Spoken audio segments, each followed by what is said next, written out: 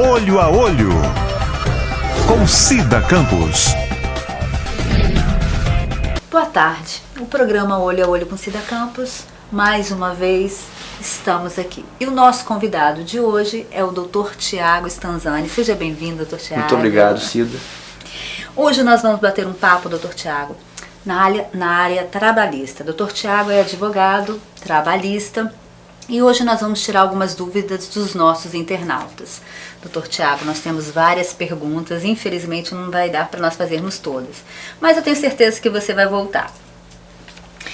Dr. Tiago, a CLT permite a acumulação de várias reclamações? A CLT, ela não permite porque a CLT não diz, mas é o seguinte. A CLT, ela tem um artigo 796, que ele fala que na omissão da CLT é utilizado o Código de Processo Civil. O Código de Processo Civil, o artigo 292 do Código de Processo Civil, ele permite a acumulação de pedidos em uma única reclamação trabalhista. No caso da reclamação trabalhista para a CLT, né? Então, na CLT, no processo do trabalho, é permitida a acumulação de pedidos em uma única reclamação trabalhista. E, inclusive, é a regra da CLT. Por quê? Por conta é a regra, por conta da celeridade processual e da economia. Porque se para cada pedido a pessoa fosse entrar com uma ação, nós teríamos o judiciário mais abarrotado do que ele já está. É verdade. E o processo seria mais moroso. Então a regra é a acumulação de pedidos em uma única reclamação trabalhista. Ótimo, mas nós estamos aí, não só aqui em Cachoeiro, como outras cidades, com vários problemas referentes ao seguro-desemprego.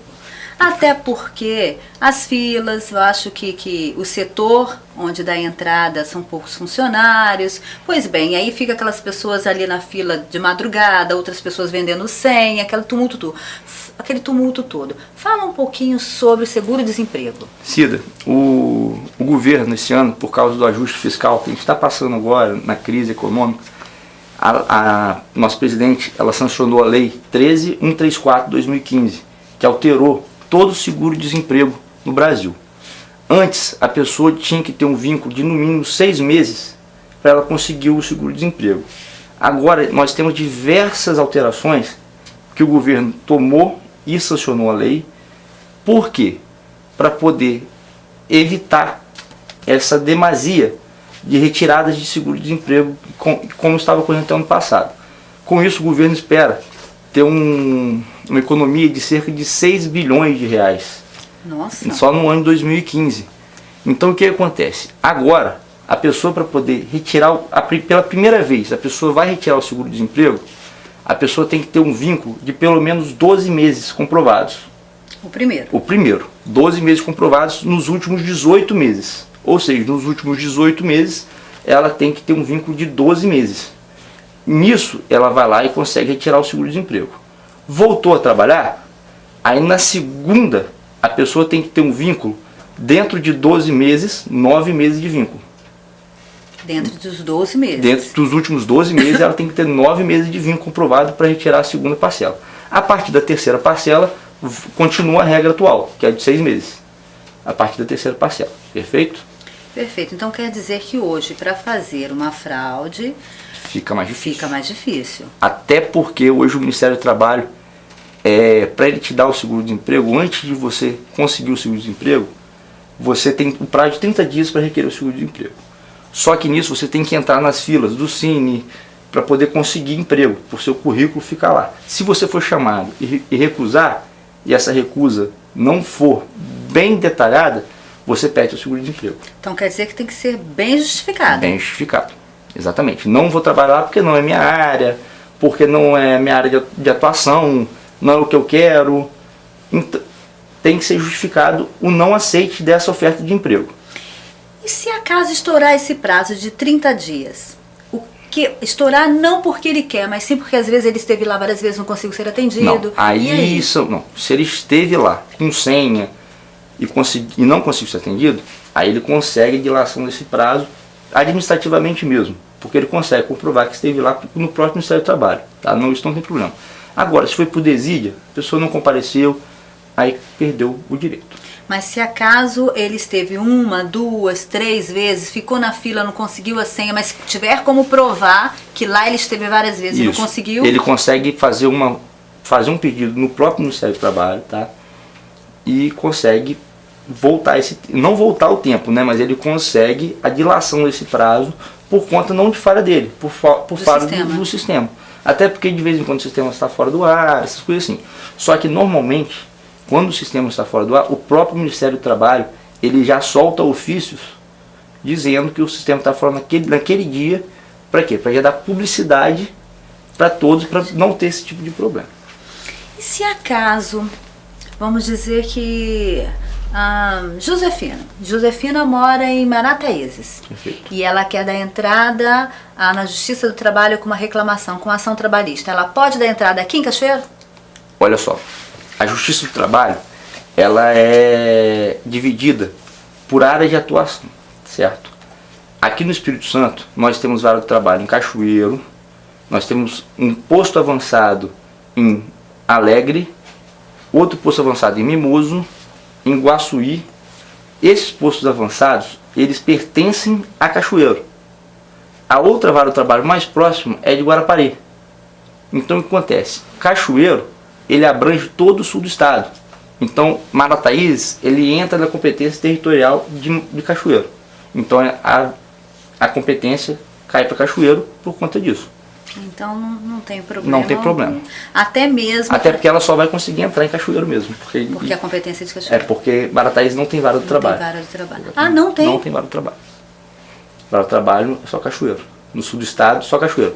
Essas outras cidades que eu citei são postos avançados, né, de Cachoeiro, que é competente para julgar essas causas. Então esses postos, eles podem só receber documentos? Não, lá requerer? Ocorrem audiências lá normalmente, tá?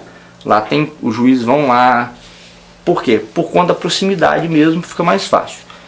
Os juízes vão lá, você protocola inicial lá, você faz tudo lá nesses postos avançados. Só que são poucas as cidades que tem, não são todas. Entendeu? É só para facilitar o acesso das varas. Isso é questão administrativa do tribunal, né? Então o tribunal ele bota de acordo com o número da população, até porque Guaçuí, Alegre, ali eles têm outros vizinhos municípios que eles atendem, né? Então pode abranger. É a mesma coisa Mimoso, Muqui, Jerônimo, que são cidades próximas que esse posto atende também. Poxa, e você sabe o que é a falta de informação, né? Até porque nós, brasileiros, temos esse hábito de não procurar saber das coisas. Pois bem, eu como brasileira, eu não imaginava que era assim tão bem dividido e ao mesmo tempo com tanta dificuldade, porque querendo ou não, Cachoeiro fica abarrotado. Exatamente.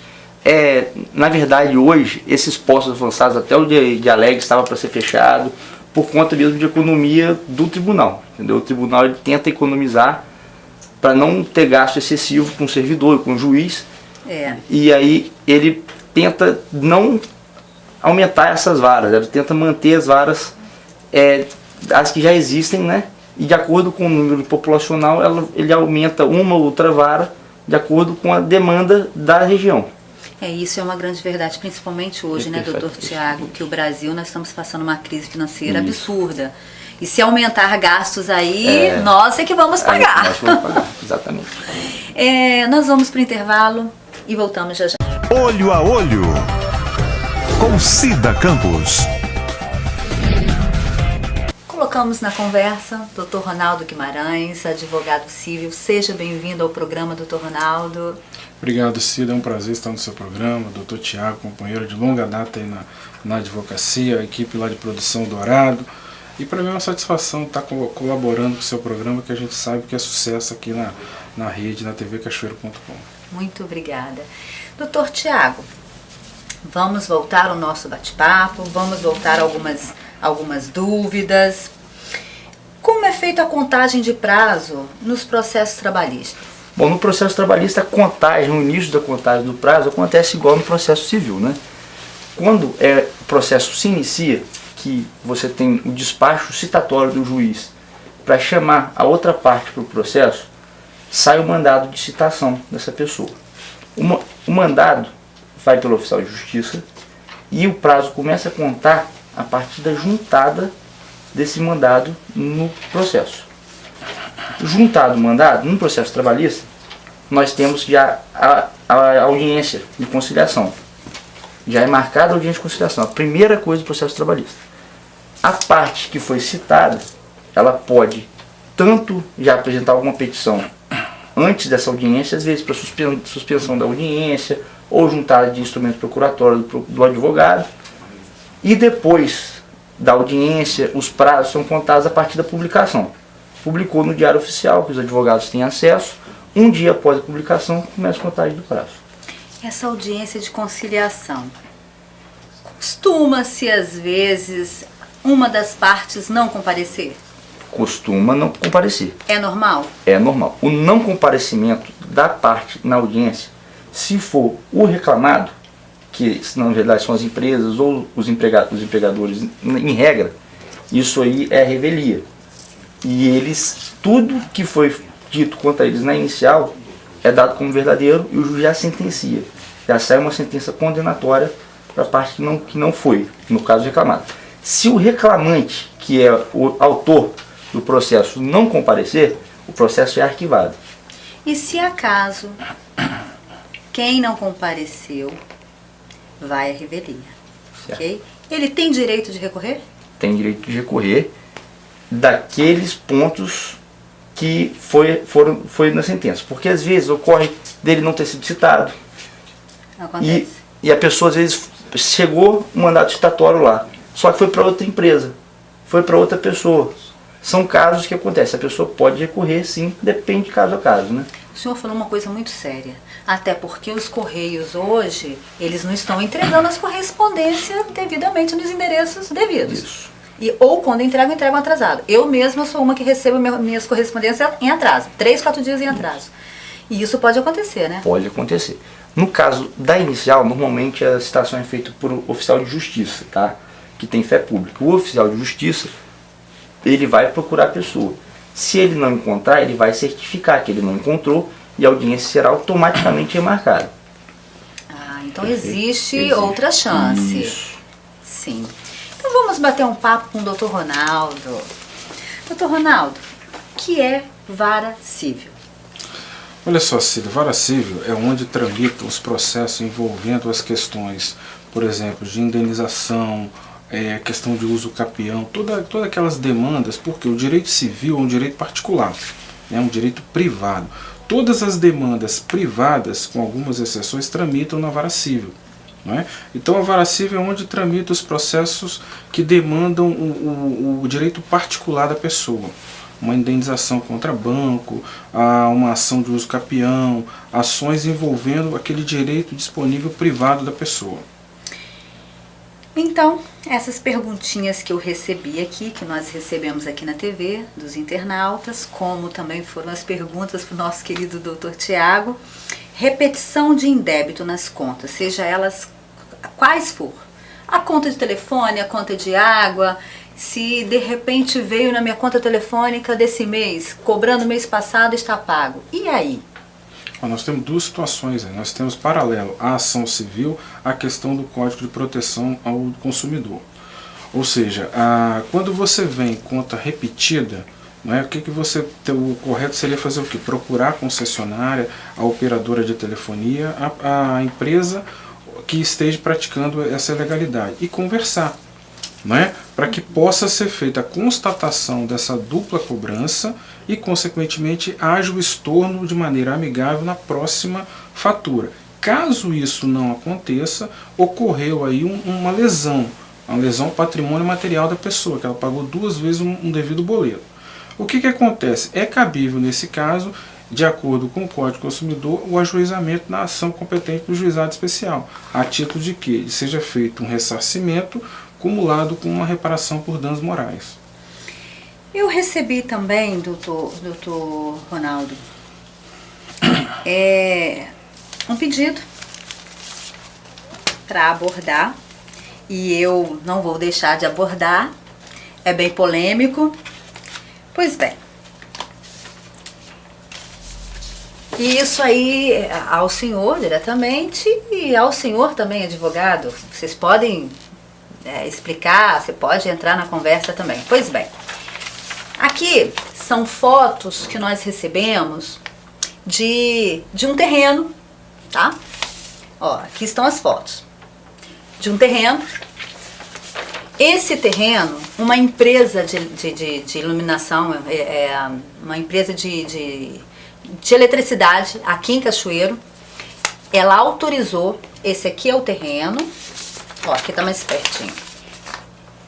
Essa empresa, ela autorizou colocar 3 postes praticamente na entrada do terreno. Aqui é um asfalto, aqui é aquele meio fio onde corre a água, né, que não tem, e aqui é a entrada do terreno. E na entrada do terreno colocaram 3 postes, passaram energia, ligaram energia com os fios de alta tensão por cima do terreno. Quer dizer, o dono do terreno não pode construir, não pode entrar no terreno porque os postes estão aqui. O dono do terreno esteve na empresa, tá? Que eu não vou aparecer porque eu não vou fazer propaganda de graça para a empresa. Aqui tem protocolos, tem número de senha que o dono do terreno esteve lá. E aqui foram 1, 2, 3, 4, 5, 6 protocolos de reclamação. Pois bem, o que o dono do terreno gosta, o que quer na verdade? Que eles tirem esse poste, que tira esses 3 postes daqui porque eles não autorizaram. Mas a empresa respondeu de uma maneira, como sempre, abstrata. E nesse caso, o que pode ser feito? Olha só, Cida, aí nós temos uma situação polêmica realmente. Nós temos aí 2 situações. O direito de propriedade conflitando com a servidão administrativa. Essa servidão administrativa é uma das exceções que está incluso dentro do direito de propriedade que é previsto na Constituição Federal. Ou seja, o direito de propriedade é o direito que o proprietário tem de gozar, fruir, usar e dispor, porque ele é proprietário, devidamente legitimado no cartório competente, com a escritura, toda a documentação cartorária. O que acontece? Essa servidão administrativa, tanto o Estado, o município, em parceria contratual com essas concessionárias de fornecimento de energia através de um contrato, eles se utilizam dessa exceção para agir dessa forma, não só na cidade, mas na zona rural, na zona marítima, por exemplo. Eu tenho clientes em Itaoca Praia que tem a mesma situação. Ou seja, lá corre-se postes, torres de alta tensão, sem o devido consentimento do proprietário. É necessário também, que não é feito normalmente, estudo prévio, técnico, impacto ambiental, essa questão toda prejudicial dessas torres, desses postes instalados. Ou seja, é necessário que a pessoa entenda, o direito de proprietário que ele tem não é absoluto. Ele tem algumas exceções. Uma dessas exceções é a servidão administrativa, que se baseia lá no princípio da administração pública, da supremacia da coletividade em detrimento do privado. Ou seja, o Estado, em parceria com essas concessionárias, se valem de quê? Da supremacia do interesse coletivo em relação ao interesse privado. Só que isso tem algumas situações que tem que ser demandado. Por exemplo, você tem 2 situações para criar esse tipo de fato que você está mostrando. A concessionária teria que entrar em contato com o proprietário amigavelmente, pactuar um acordo. Por quê? Porque aí você tem prejuízos na área de corretagem de imóveis, você tem prejuízo limitando o uso, o gozo e a fruição da propriedade do proprietário, você está impedindo ele de fazer qualquer tipo de edificação, ou seja, você está criando um transtorno indevidamente para o proprietário. Então o certo seria o quê? Olha, eu tenho interesse, de acordo com o princípio da supremacia do interesse coletivo, instalar uns postos de energias aqui. Por quê? Para que todo esse bairro, toda essa região se vale de quê? Do uso da energia elétrica. Isso teria que ser feito de maneira amigável ou por sentença judicial. Na verdade, o senhor falou tudo. Está tirando o direito dele até de construir uma casa para ele morar. Está privando ele de um direito que a Constituição garante. E é no interior. Sim, isso é muito comum, Cida, no interior, nessas cidades litorâneas. Por quê? Porque são terrenos que eles acham que são terras devolutas, abandonadas. Só que tem sempre um proprietário. Sim, e o mais interessante é falar que isso daí é necessário fazer um estudo técnico preliminar. Porque uma rede de alta tensão, ela tem as suas situações maléficas para a população, para o meio ambiente. Então é necessário fazer esse estudo prévio. Nós vamos para o intervalo e voltamos já já. Olho a Olho, com Cida Campos.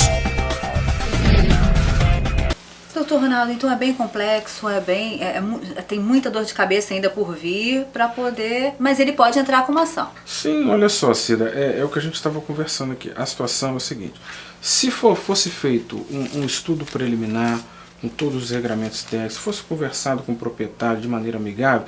Por quê? Porque em cima disso aí você também tem que colocar a desvalorização do patrimônio da pessoa. Por quê? Porque ninguém quer ter em frente à sua propriedade, em frente à sua residência, um poste de energia ou um hidrômetro de água que venha a desvalorizar financeiramente o seu imóvel. Claro. Então isso daí aí que vem a questão da indenização. A indenização é calculada em cima dos prejuízos apurados e levantados por conta dessa arbitrariedade, entendeu? Não, porque a pessoa pensa assim: eu sou proprietário, aqui nada pode acontecer. Não é assim. Se houver um interesse, e é bem interessante deixar claro, que esse interesse do município, do Estado, da União, tem que ser fundamentado. Tem que ser um interesse coletivo fundamentado. Olha, esse poste é necessário estar aqui, porque todo esse distrito precisa desse poste, desse gerador, para gerar iluminação para 50, 100 famílias. Então tem que ser bem fundamentado e comprovado o interesse coletivo, para que possa suprimir o direito constitucional de propriedade.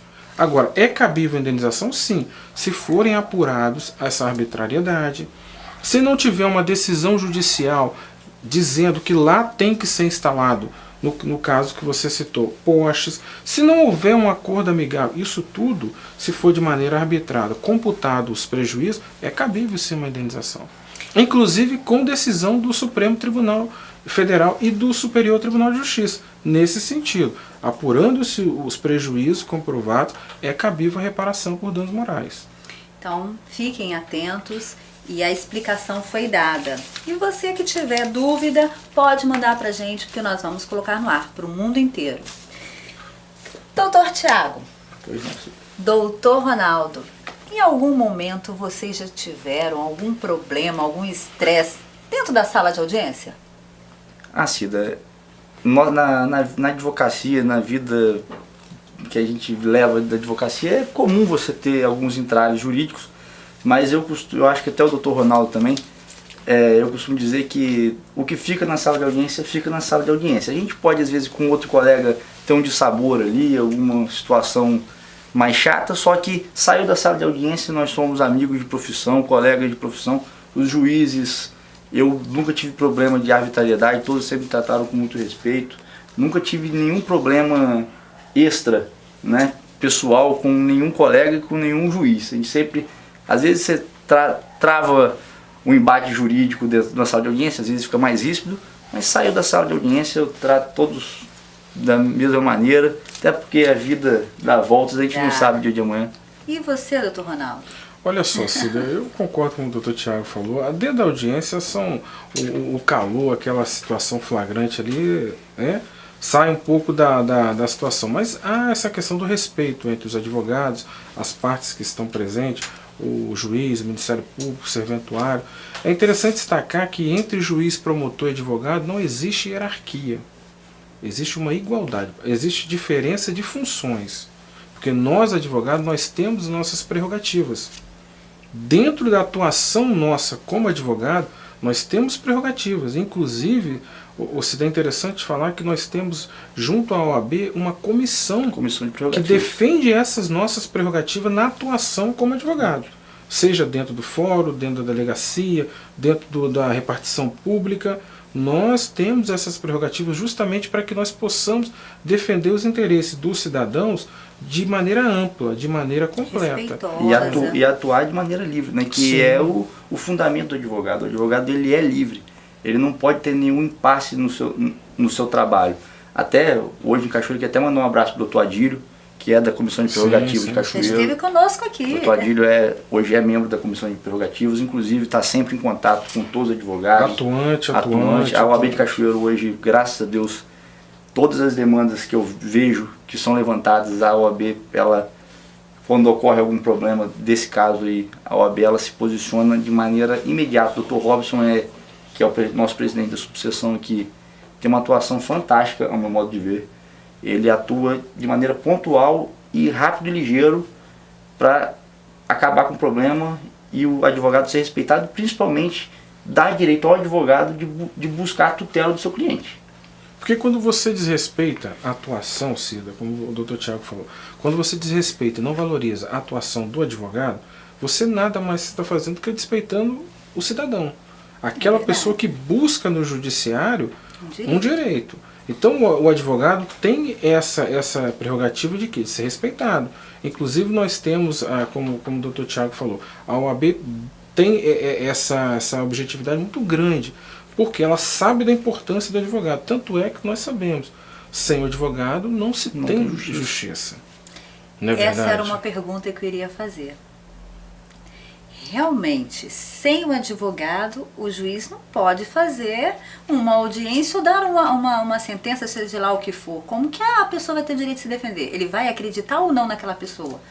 Que por sua vez, mesmo com o advogado, pode acontecer como acontece. Às vezes ele não, né? Até que prove-se ao contrário, mas vocês estão lutando pelo cliente. Na verdade, Cida, o juiz, ele espera a demanda chegar até ele. Nós, advogados, a Defensoria Pública, nós temos a função de iniciar todo o sistema, a busca da prestação da tutela, da justiça, da distribuição da justiça. Então, quando a gente pratica esse exercício, a gente leva até o juiz o conhecimento de uma expectativa de direito de um cidadão, que ele, através de uma sentença, vai confirmar, transformando de expectativa para um direito efetivamente reconhecido. Então a importância do advogado é essa, que a gente leva até a justiça uma demanda de um cidadão, que muitas das vezes só tem esse caminho para resolver um problema dele. Então o advogado tem que ser respeitado, a OAB briga, batalha nesse sentido. Agora, pegando a carona que o Dr. Tiago falou, os juízes, promotores, os serventuários da justiça, eles entendem essa situação. Porque para que o serviço deles seja transparente, que transpareçam as demandas dele, eles precisam do advogado. Eles precisam do defensor público. Porque o juiz dá uma sentença, ele lavrar uma sentença, ele precisa ter um processo iniciado através de um advogado. Entendeu? Então é necessário essa harmonia entre as três categorias para que possa ser feito o quê? Efetivamente a justiça. Pegando essa carona, nesse ponto que o senhor acabou de colocar, o advogado, se eu quiser entrar com uma ação, seja na área trabalhista, seja na civil, seja em qualquer uma, é necessário o advogado? Eu posso dar entrada sozinha ou tem que ser um advogado? Olha só, Cida, nós temos algumas situações. Por exemplo, no juizado tem um limite, que você pode devidamente redigir uma peça ou verbalmente chegar no cartório do juizado especial civil, por exemplo, e verbalizar um problema. O serventuário vai lavrar num termo. Tem um limite de 20 salários mínimos. Você não precisa da assessoria de um advogado. Mas o conselho que nós advogados passamos, para que você tenha efetivamente mostrar para o Poder Judiciário de forma técnica um problema que você busca na justiça, é necessário o acompanhamento. Não é obrigatório. Por exemplo, mas é necessário. É necessário. Nós vamos voltar nesse tema, mas vamos para o intervalo e voltamos já já. Olho a Olho, com Cida Campos. O que eu estava colocando é o seguinte, as demandas no juizado especial civil. O que acontece? Você tem um limite de até 20 salários mínimos, a demanda se encaixar dentro desse percentual, não é necessário, não é obrigatória a presença do advogado assessorando o cidadão. A recomendação que nós fazemos é qual? Que procure um advogado ou a defensoria pública para que a sua peça fique técnica, fique mais clara e fundamentada para que o juiz possa entender aquilo que você pleiteia e, consequentemente, distribuir a justiça de maneira igualitária. Outro exemplo também que não é necessário a presença do advogado, os criminalistas sabem disso, o habeas corpus. Ah, é? O habeas corpus. Ele tem a característica da popularidade. Qualquer uma pessoa do povo, devidamente identificada, qualificada, ela pode impetrar uma ordem de habeas corpus em favor de um paciente. Os criminalistas sabem disso. Paciente? Paciente. É a vítima que sofre a coação. Na Justiça do Trabalho nós também temos uma forma de impetrar a reclamação trabalhista sem advogado, que está caindo em desuso, que é o jus postulante. Inclusive temos até decisões já, algumas leis, projetos de leis para acabar com o jus postulante na Justiça do Trabalho, por conta da dificuldade de você abarcar todos os direitos trabalhistas, porque, como o doutor Ronaldo bem disse, o trabalhador, às vezes, ele não sabe a profundidade de todos os seus direitos. É verdade. Então, acontece, se ele vai buscar a Justiça do Trabalho para fazer oralmente a sua reclamação, muitas das vezes, muitos direitos dele vão ficar para trás. Então, a recomendação é exatamente essa: procure um advogado da sua confiança, para que possa formular uma peça e seus direitos estarem todos ali bem descritos, até porque quando chegar o juiz, se o processo estiver mal redigido, se você não tiver todos os direitos ali certinhos, você vai perder.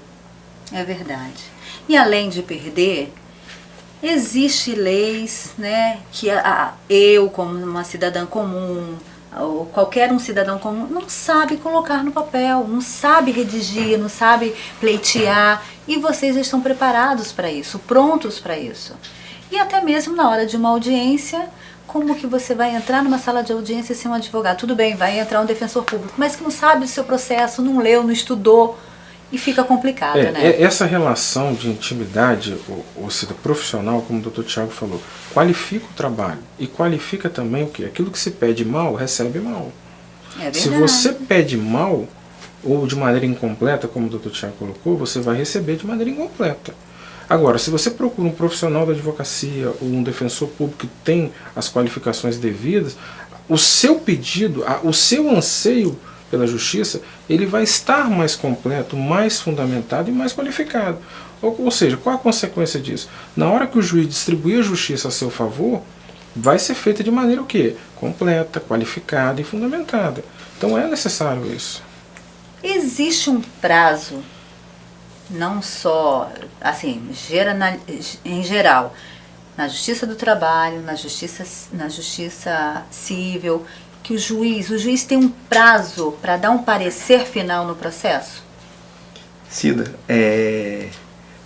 eu não diria um prazo. Agora, com o novo CPC, que vai ser... O que é CPC? Código de Processo Civil. A gente está na vacatio legis, que é o tempo para entrar em vigor um novo Código de Processo Civil.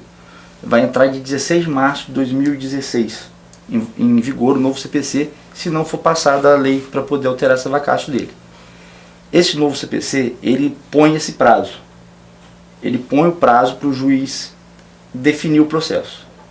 Ótimo isso, hein? Você tem uma... Não é nem questão de um prazo, é questão de uma ordem cronológica de decisões. Você, a partir daquilo ali, você vai ter uma listagem dos processos que estão distribuídos pela ordem e as sentenças serão feitas pela ordem de cada processo. Isso é espetacular. Com o novo CPC. O antigo CPC, que é o que está em vigor este ano ainda, que é o de 73, ele não traz essa previsão, tá? Mas normalmente, na Justiça do Trabalho hoje, nós temos o PJE, que é o Processo Judicial Eletrônico. Aí o que acontece? Com o processo judicial eletrônico, todas as vezes que o processo vai ao juiz, eletronicamente, o juiz ele tem umas abas de prazos. Se o processo passar o prazo de estar com o juiz, para o juiz proferir decisão ou sentença, aquela aba fica vermelha. E o juiz ele tem que se manifestar naquele prazo. Fica vermelho na aba do processo, pro juiz. Por quê? Para o juiz. Porque o juiz sabe que ele perdeu o prazo e o CNJ, os conselhos podem fiscalizar de forma melhor isso. Por quê? Porque isso é um controle. É um controle para quê? Para o juiz cumprir o prazo de dar a decisão no processo. Um exemplo. para simplificar.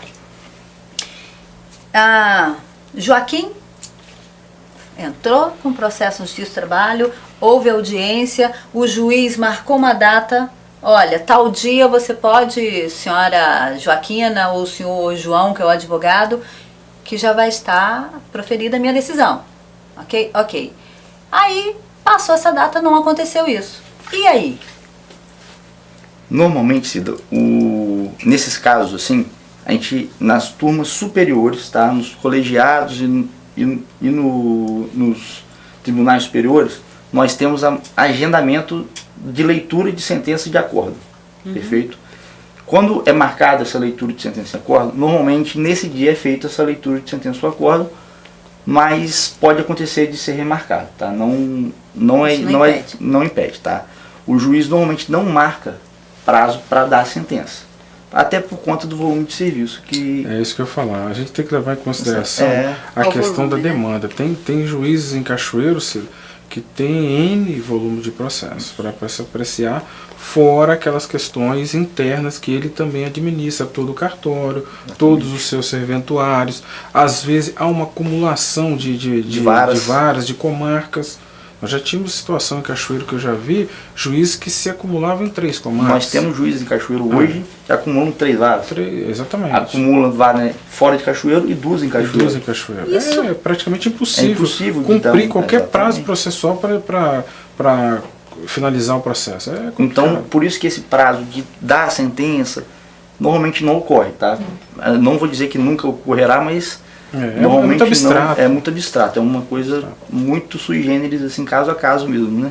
Nesse volume todo, juiz acumulando funções, isso fisicamente, psicologicamente, para o próprio juiz também é estressante. Com certeza. E acaba, talvez, prejudicando um desempenho melhor, talvez. Né? Na verdade, Cida, o que acontece é o seguinte, essas acumulações prejudica porque, como o Dr. Tiago falou, são varas diferentes. Ou seja, são varas onde o rito é diferente, a demanda, o objeto da demanda é diferente, as legislações são diferentes. Então você tem que ter uma equipe de trabalho, os juízes têm que ter uma equipe de trabalho muito eficiente e às vezes muito presente. Porque ele sozinho, às vezes, ele acumula vara de família, ao mesmo tempo vara de penal, vara civil. Aí você vê que são situações diferentes. Às vezes ele sai daqui e acumula vara de atilho vivar, como QI, vargem alta. São varas únicas. Vários processos. Bem complexo mesmo, né? Mas, para nós encerrarmos, seria bem legal, seria bem diferente até mesmo, se juntasse aí uns 4, 5, fizesse um mutirão para tentar tirar os que estão muito lá embaixo, muito passado. Vez ou outra nós temos alguns mutirões aí, mais famosos, DPVAT, né? Até bancos fazem semanas de conciliação. Justiça do Trabalho também. Justiça do Trabalho faz semana conciliatória no final Nós estamos na semana de conciliação, inclusive aqui nas varas cíveis, que vai do dia 6 até o dia 9 desse mês, que é só essa semana. A gente está na semana de conciliação nas varas cíveis, na Cachoeiro. É interessante também destacar que o CNJ, o que é o Conselho Nacional de Justiça, quem supervisiona todo o poder judiciário do país, eles têm de maneira atuante cobrado muito essa questão de meta. Por exemplo, aqueles processos antigos, né, eles criam metas para os próprios juízes, inclusive de maneira interna na lei orgânica deles, com benefícios, com a questão, caso seja cumprido, né, doutor? Atingida a meta. Para que não possa ficar, tem processo, eu já tive processo de 96 que não tinha sentença. Nossa. 1996. Às vezes a pessoa até morre e não sabe o que aconteceu com o processo. Tem que se destacar aqui essas duas situações. A vida que o juiz tem hoje, muitas das vezes acumulação de vara, e a atuação do CNJ, de maneira bem eficaz, tem cobrado isso. Até o próprio CNJ soltou esses dias. No Brasil nós temos a cultura da litigância, né? A gente tem um aumento gradual, anual, de 4% do número de processos. Sim. Então, é um número que só aumenta, muito difícil de diminuir. Então, os juízes às vezes ficam impossibilitados de cumprirem o trabalho de maneira correta, né? Infelizmente, isso vai aumentar mesmo, porque os problemas nunca acabam. Agora, é importante, só rapidamente pegar uma carona, você falar dos tribunais arbitrais, que recentemente tem sido bem atuante esses tribunais arbitrais e vai desafogar um pouco a Inclusive, demanda do Poder o novo Judiciário. CPC traz Exatamente. essa demanda dos tribunais arbitrais e da mediação, né? Isso, é Nós importante. vamos voltar a bater esse papo. Fica aqui já o convite para que vocês possam voltar, não só esse assunto como outros, mas infelizmente o programa Olho a Olho com Cida Campos termina por aqui. Muito obrigado, Dr. Ronaldo, muito obrigado, Dr. Tiago, e a casa está de portas abertas sempre que vocês precisarem. E vocês, internautas, que ficam aí assistindo, que ficam mandando seu recadinho, muito obrigado. E até quarta-feira que vem.